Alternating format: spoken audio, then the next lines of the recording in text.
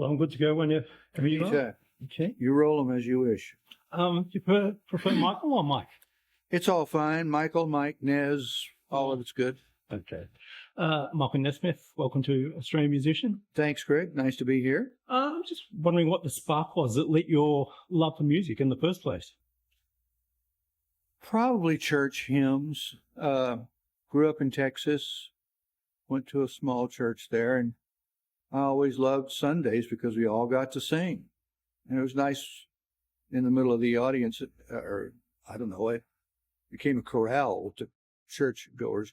And then in school, there was music classes and choir and so forth. And then probably I'm going to say 58, I saw Bo Diddley for the first time. And that reset my clock. It was like, wow, I didn't realize you could do that, but now I do, and I'm going to try. So I suppose in terms of the one that really made the biggest difference, Bo Diddley, because he set down a rhythm and a pattern, I could sing to it and so forth. And it was very, very simple. Just chugga chugga jump, jump, jump. And then when his, never knew whether she was his wife or his girlfriend, but Lady Bo played along with him, who helped ground that guitar rhythm in whatever it became. The beat of the earth, mother. Mm. And I just followed it. You know, I thought, this is a sound from a distant star. And if you stay on it, you'll end up on that star. So I'm looking for it. I hear the food's good, but so far, no joy. Even before you joined the Monkees, you'd written a lot of songs, and you'd hoped that a lot of those songs would be used in the show. How did you learn to write songs? Well, I'm not sure I ever did learn to write. A song comes to me more as an idea about something. Take a song like "The Upside of Goodbye."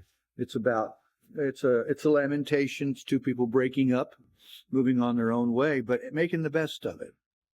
And as one of my good artist friends said, you know you're in trouble when you're making the best of it. So I thought about that, and I thought if you're trying to keep it together and make something happen that's going to be good for everybody, and you think about it and you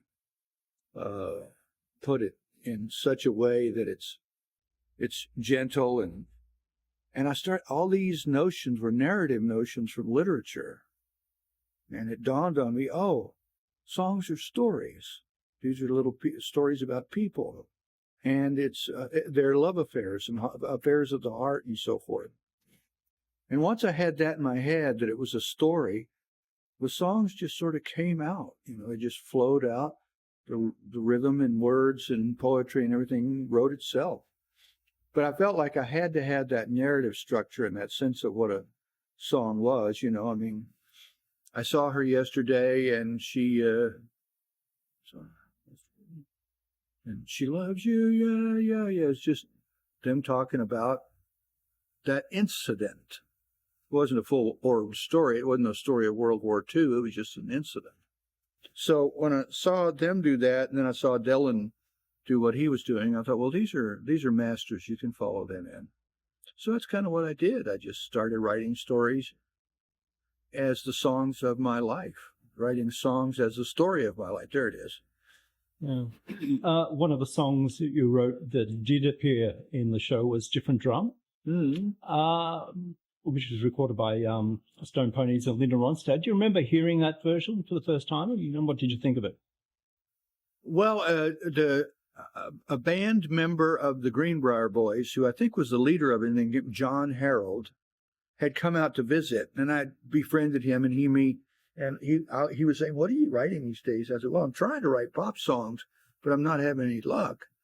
They're pop songwriters who live all back on the East Coast and so forth. They're the ones who write about, you know, hey baby, let's dance like the trains in the Penn Station. I didn't have any traction for. I didn't know what they were doing, didn't know why they were doing it. And I thought, well, I'll just do what I do and submit it to the producers and powers that be. And they all said, no, Nez, it's too twangy. you're too much of a country guy, and that's not going to work for a pop TV show. And I said, well, okay, I'll just ride on the back of the bus, I guess, and see what happens. And so that's how the Monkees songs came to be. But I didn't really write any, you know. I was just singing harmony and playing the guitar. Yeah. The way the Monkees began is not that dissimilar to the way, or what contestants go through in the TV talent shows like Voice and American Idol, where they audition to get in. Then they audition to get out. Yeah, well, that's it. Once they are in, they have no control, and at some point they crave control. Have you seen those shows, and have you thought that there are similarities? No, I don't think of them as similar because the times have changed, you know. And there was a grid of executive power during the Monkees days, the 70s, and there was nothing that you wanted to mess with. You know, it was like the Axis in World War II. It was like, oh, who are these guys? And they were, no, you cannot play that. So, okay, I shut up and sat down for the most part. But I really enjoyed being in the show. Really enjoyed the television. Really enjoyed working with David and Mickey and Peter. And the writers had, you know, a little quirk.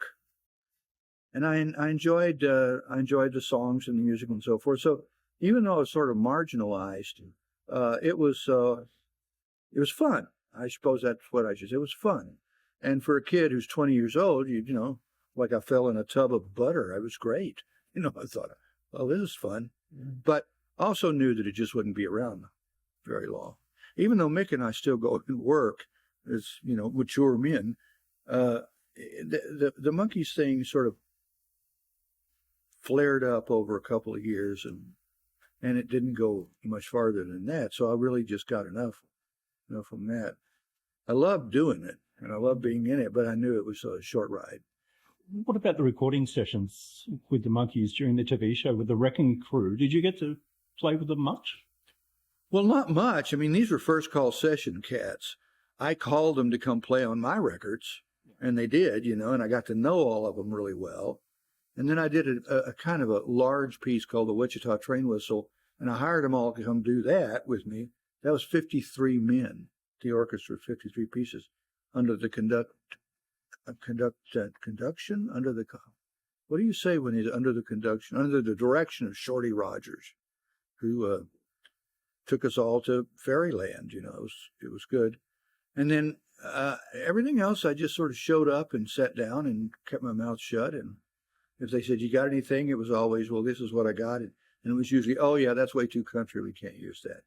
So I was used to it. I didn't feel robbed or anything. I just felt like, you know, roll with the flow, guys. This is good for you. It's a good time. You're a lucky sap. Be grateful and take the money and go home. Yeah. The movie Head, when you think back on the creation of that, what comes to mind? Well, you know, it was a weed-filled weekend in Ojai, where everybody who was up there was me, Nicholson, Peter, Mickey, David, Rafelson, and Schneider, which was the senior executive team of the Monkees. None of us were the Monkees, but it was the executive team of the Monkees. And everybody just got up there and started smoking dope and telling each other jokes. And somehow Rafelson thought, this is what the movie is. This is a good thing to make the movie about, because it's so free form and it's so much like the Monkees really are in the day-to-day action of making a television show. So that was easy to settle into and play with and ad-lib for and whatever. And I didn't think of the long-term impact of the movie.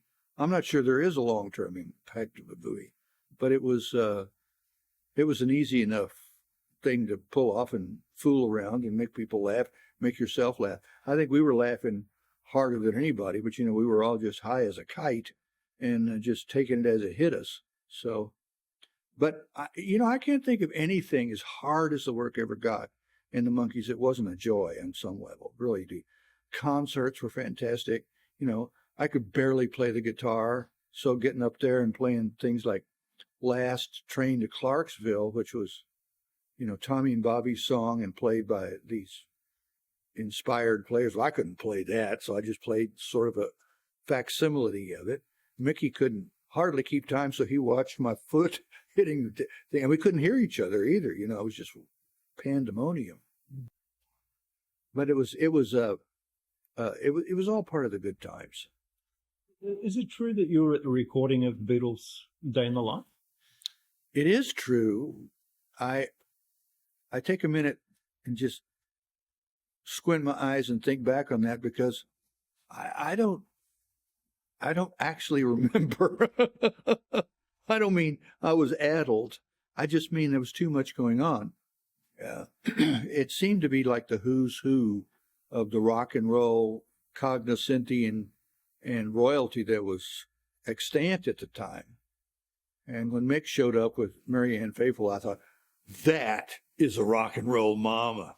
That's the most beautiful woman I've ever seen. And to be in their presence, you know, it was just great. They weren't actually recording it except for the ending. The big orchestral thing goes up and then ends in a bop.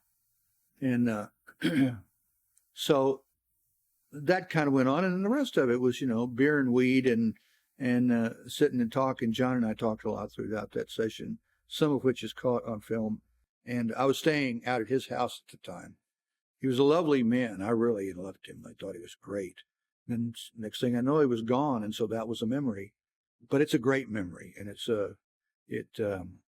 I don't think I ever really understood that we were in the bullseye, meaning everybody at the session. I don't mean me.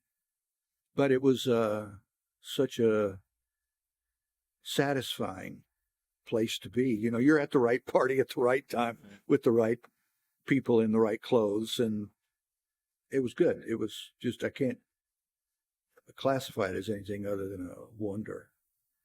There's a famous photo of you sitting next to Jimi Hendrix. I believe you asked him to show you some licks. Well, that is true. I did, like a moron. Jimmy, you know, Purple Haze, that is so good. Could you show me the lick to that? He looked down and kind of avoided for a second. He said, well, yeah, I can show you what I play. And so he did it. Da-da-da-dee-da, he said, that's it. And after he played it for me, I realized I had just, you know, asked the master to show me how to play Ode to Joy. I mean, there was no possibility I could have played that as it was. And he knew it the minute I asked him. So that became a story that's been handed around from aficionado to aficionado. Jimmy only lived a few days after that, but that was right towards the end of his life. But there was another guy that I loved. I mean, this was a visitation from the stars, this guy. I mean, I never was around a musical head like that, except for him. After you left the Monkees, you formed the First National Band. Was that a thought that you'd had for a while? Well, I'd always thought I'd like to play in a band. I came out with a band that I'd started in Texas and played a little bit there and knocked around the streets of Hollywood just in the burgeoning age of rock and roll nonsense. And it was so much fun on the streets of Hollywood and meeting all those people who were out there on the streets. And we were protesting, but nobody knew exactly what.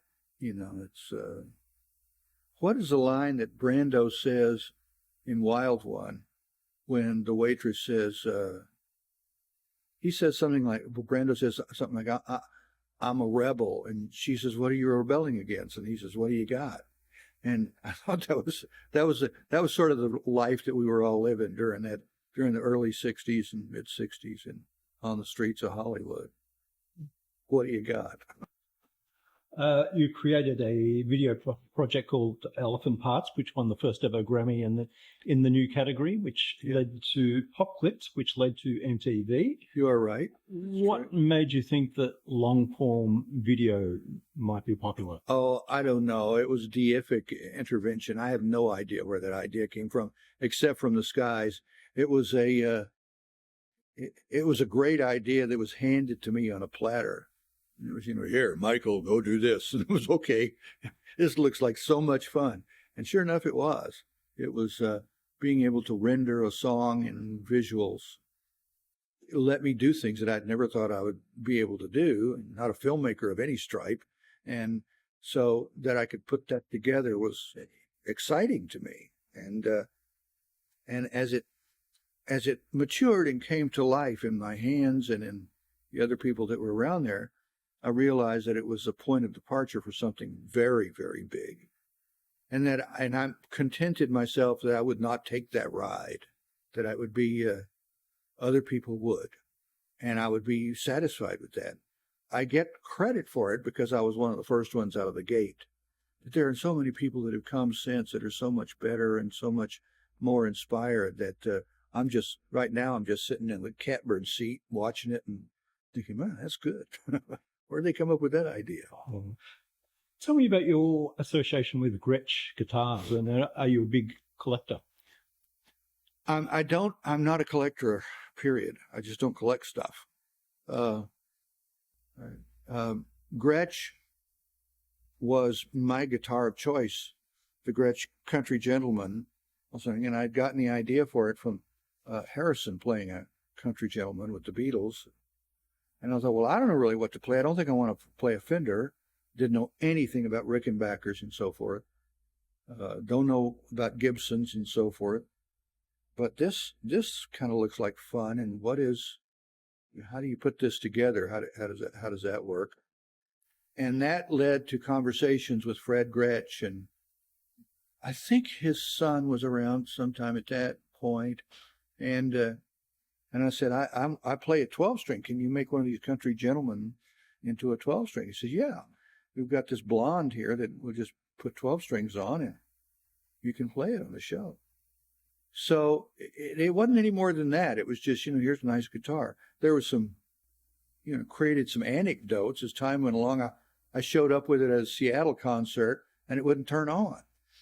And I didn't know what to say to the roadie and to the guitar tech and everything. I said, it's not working.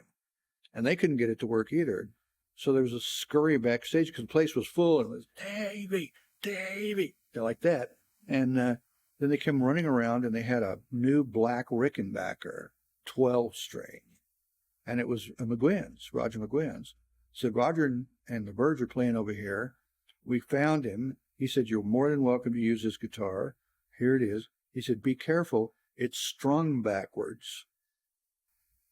And I thought, okay, what does that exactly mean? And how do I fix that if it's trouble? And somebody said, well, it's not a problem. It's still in the same kind of tune and general concept, but it's upside down and backwards. The big string is on the bottom and the little string is on the top. And it's so you have to figure your way through it. And I played it for that show, and the show was terrible, but the guitar was very good, the Rickenbacker. And I thought, oh, I see what the fuss is about. I'll get one of these.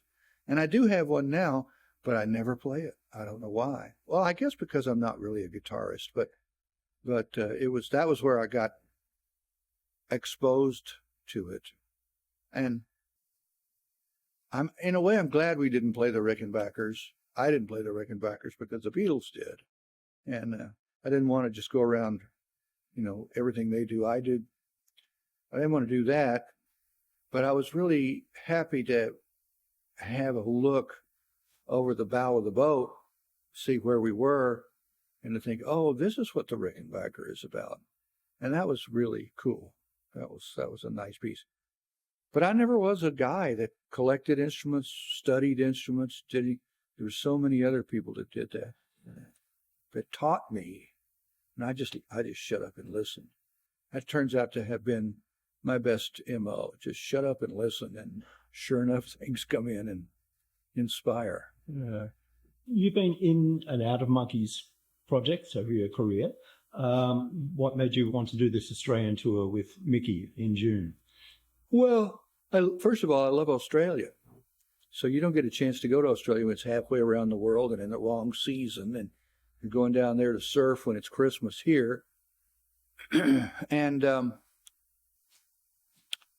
I wanted to spend time there, and I wanted to be involved in the music scene, such as it was, in the movie scene. And we got an offer from a promoter down there for the Monkees to come play. So that was a great point of departure. Mick and I fell in love with the place, from Melbourne to Perth. But Mick really resonated with it. He said, this is the place for me, and he loved the society and the whole industry of Australia and everything about it. And I don't know that I ever locked in like that, but my mother invented a correction fluid called liquid paper. And in the United States, it had, by the time she died, captured 97% of the correction fluid market here. Made her very, very wealthy, made her very, very happy. She fought a little bit with her executive teams. But one of the places that she opened was what they called at the Liquid Paper Corporation, Australasia, which I think it's still called that in some business circles. And she said, you really got to go down there and take a look around and see what's going on, because it's a whole other country and a whole other world. So I committed myself to do that. And I went down there 2 or 3 times. And one time I had a fabulous trip as the guest of Stuart McPherson, who's over in New Zealand and probably still does, had a record company and liked the songs that I wrote, and he liked the general point of departure. So I spent time in New Zealand on a tour, which was so much fun until I welcomed everybody at the last show to Dunedin, and I said, it's so nice that you people, I've never been to Dunedin. They kept laughing and laughing harder and harder and harder. Finally, somebody came up and said, Nez, it's Dunedin. Okay, well, Dunedin, I don't care.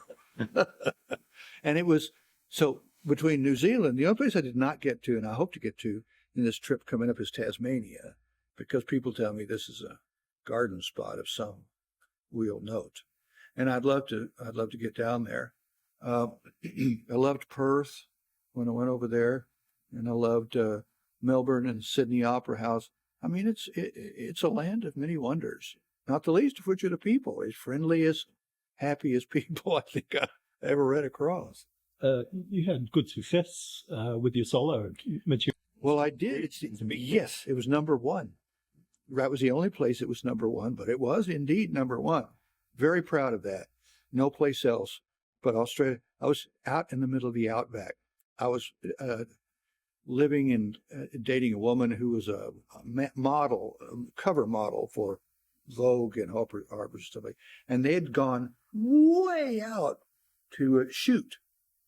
And as the day wore on, I thought, well, when are you coming back? How do you give it? And this was before the cell phones and any of that. None of that stuff was going on.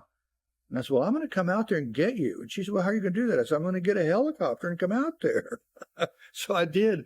I chartered a helicopter, and I went out to where she was, and they were just closing up.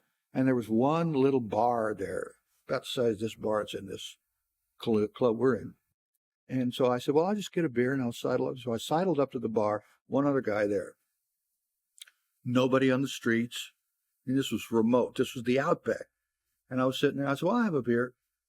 And the guy brings me a beer. And the guy sitting next to me, 2 or 3 stools away, he said, I know you. You're Michael Nesmith. And I said, I am indeed. And he said, you, and I got all ready for the Monkees stuff to come in. He said, you wrote Rio. And I said, yes, that's right. Good for you. Good on you, I think is what I said.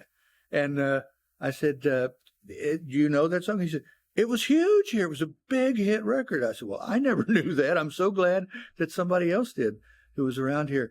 And he said, yeah, you've got to come back down here and play. And I said, well, I'll try to do that. And he said, because I have to tell you, Rio is one of the best pop clips I ever saw. And I went, pop clip? That's a name for that art form, whatever that is. Remember that. I said, I'm going to name it that to the guy who was talking to me. He said, okay, well, you can have it. I said, so that was the beginning of the name of the art form, a pop clip. It's faded now, but that was where it landed because that guy said that to me. I thought your pop clip was so creative and clever. I've had Rio deliver that on several occasions. I looked up one time and Bonnie Raitt was running across the parking lot, and she said, Nez, Rio's fantastic. We got to, Bonnie Raitt? Yes, this is good. I'm in good company here. And there were half a dozen other people like that who gathered around Rio as an art form. And then I started watching them pop up, going to it. And the first people I worked with on the show of Pop Clips, which was the precursor to MTV, was Split Enz. And I love their work. I think Neil Innes is one of the great rock and roll singers of all time. And I love, what was their last hit? Don't Dream It's Over is one of the great rock ballads. So I felt like I had really found a place, but then I didn't have any place to be. It couldn't be in their band. So I came back home and took up my post as one of the Monkees. Mm. So what can we expect on this tour? You playing some of your own material or just Monkey stuff? Only my own material. This is stuff that I've written over the years, and I realized that if I play sparsely and with other really advanced players like Pete Finney, that the thing opens up like a flower in a rainforest. It doesn't take much, a couple of drops, and they just do this. And it doesn't take a whole band to be going ba ba da ba ba da like that. You don't need that. You just need the very delicate, precise touch of good, inspired players around a good song, and it'll come to life. So that's what this is about. It's me and Pete Finney. It's a pedal steel and me playing the guitar. This is tonight. It's tonight. The Australian tour, though. That's what I'm going to play on the Australian tour. Yeah. I mean, well, Mick and I are going to do Monkey stuff when we go down there. But then, I'm talking to other promoters and stuff, and they're saying, can you do the First National Band stuff? And the answer is, hell yeah, I'll come down. The band wants to come down so bad and they can't stand it, and I want them to.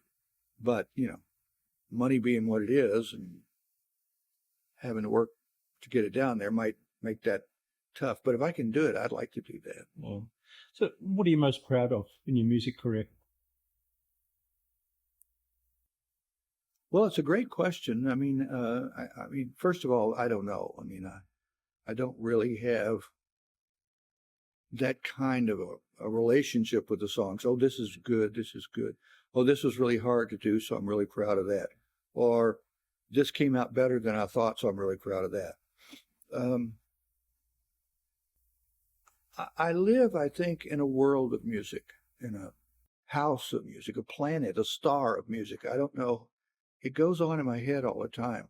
And there are people who say, well, how do you write a song? And I say to them, much to their surprise usually, I'm writing a song right now. And if I started singing, you would recognize that as a song. Not one you know, because I've just made it up. But there's something about music in my life that just is like food to a starving man. And I can everything comes right when I'm playing music. The phrase is, the devil has no access to the singing man, which I love. I love that idea.